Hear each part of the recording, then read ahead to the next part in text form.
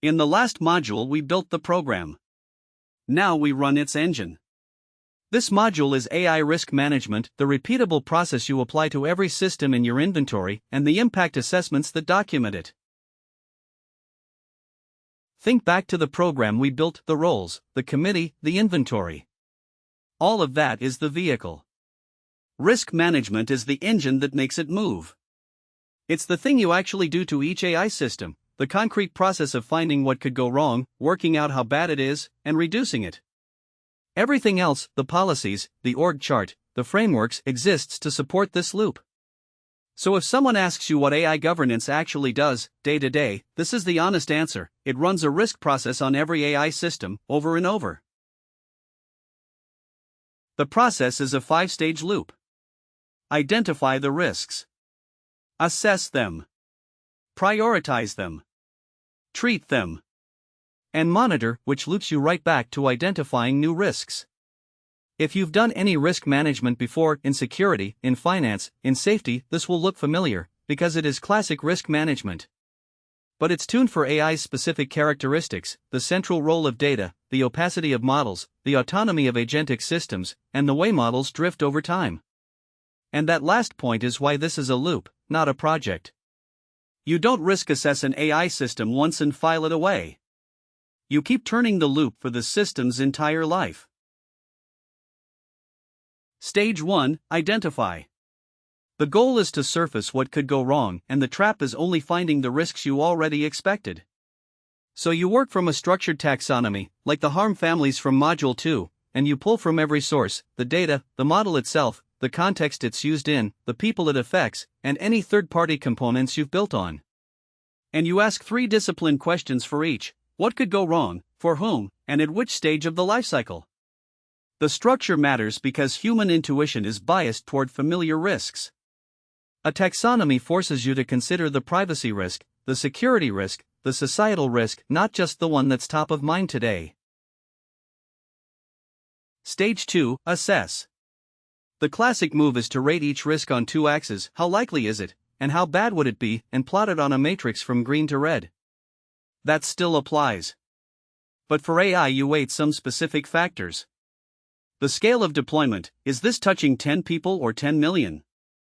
The autonomy level: does a human review each decision, or does the system act alone? Reversibility: can you undo the harm? Who's affected, and how vulnerable are they? How explainable is it? And how severe is the worst-case harm? The one I'd underline is scale. Scale is what turns an ordinary AI bug into a mass harm. One flawed model can wrong thousands of people simultaneously, which a human decision-maker never could. Stage 3: Prioritize, because you can't fix everything at once, and pretending you can just paralyzes the program. So you triage.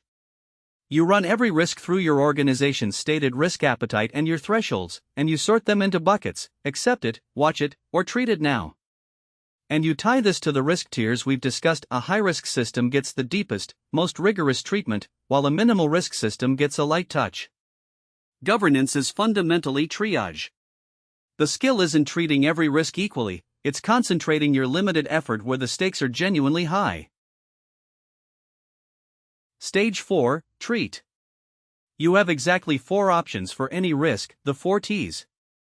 Tolerate, accept it, if it's within your risk appetite, and document that decision. Treat, actively mitigate it, and this is where most of the work happens, through bias mitigation, human oversight, guardrails, better data, which we'll detail next module. Transfer, shift the risk through a contract, insurance, or vendor obligations. Or terminate, decide not to build or deploy the system at all. Most AI risk gets treated, actively reduced with controls. But a mature program always keeps terminate on the table. The willingness to say no, we shouldn't build this, is what separates real governance from a rubber stamp. Stage 5: Monitor, and for AI this is non-negotiable, for one reason that doesn't apply to most other systems. AI drifts. A model that was fair and accurate on launch day can become unfair and inaccurate over time, as the real world diverges from its training data. So you continuously track its performance, its bias metrics over time, signs of data drift, incident reports, and changes in how it's being used.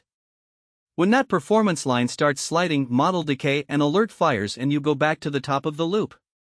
A model you deployed and forgot is a model that is, slowly and invisibly, going wrong.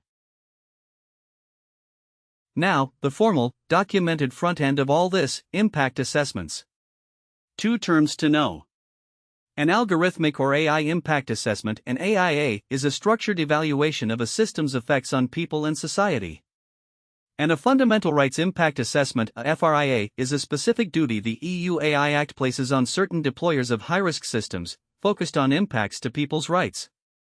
Both walk through a similar question set: who is affected, what rights are at stake, what's the worst case, and what mitigations and recourse exist. Here's the key shift: these used to be best practice. Now, for many high-risk deployments, they're a legal requirement. So learning to run a solid impact assessment is rapidly becoming a core professional skill. There's a related but distinct concept under the EU AI Act: conformity assessment. Where an impact assessment looks at effects on people, conformity assessment is about proving, before you put a high-risk system on the market, that it actually meets all the Act's requirements.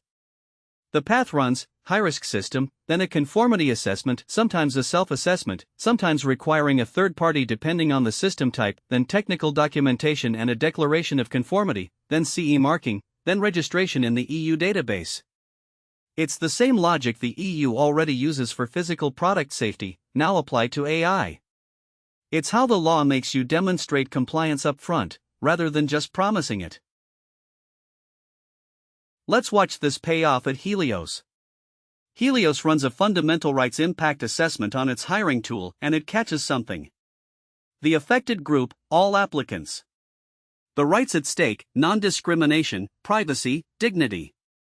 And the finding: flag red, the selection rate for women is just 68% of the rate for men.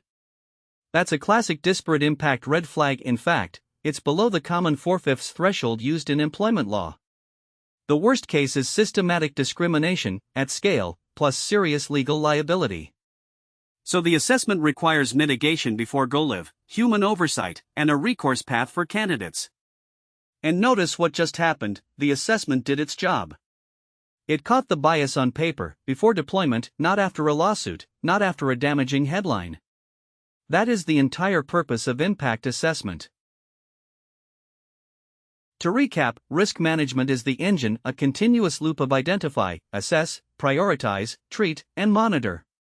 Weight the AI-specific factors, especially scale. Treat risks by tolerating, treating, transferring, or terminating. Monitor relentlessly, because AI drifts. And impact assessments, the AIA and the EU's FRIA plus conformity assessment, are the documented, increasingly mandatory front end. Helios caught its bias in the assessment, before launch.